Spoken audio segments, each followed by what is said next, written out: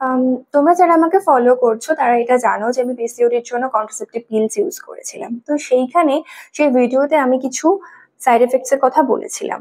আমি এখানে আরেকটা কথা বলতে চাই যেটা আমার সাথে হয়েছিল। সেটা হচ্ছে আমি যখন পিলস ইউজ করা বন্ধ করি তার ১ বছর পর, ঠিক আছে, ১ বছর পর আমার আমি একটা প্রলং স্ট্রেস এর মধ্যে দিয়ে গেছিলাম সেই সময়টায়। পরে আমি শেয়ার করবো সেগুলো।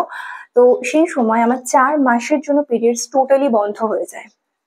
টোটালি মানে কোনো স্পটিং নয়, কিচ্ছু না। ঠিক আছে, তো সেই সময় আমি ডাক্তার দেখাই। ডাক্তার আবার হরমোনাল একটা ওষুধ দেয়, বাট সেটা খেয়েও আমার কোনো সুবিধে হয়নি, আমার পিরিয়ডস হয়নি। তারপর আমি কিছু লাইফস্টাইল চেঞ্জ করি, কিছু ফিক্সড রুটিনের মধ্যে যাই, গিয়ে তারপরে আমার হয়। সেটা আমি পরে কখনো শেয়ার করব।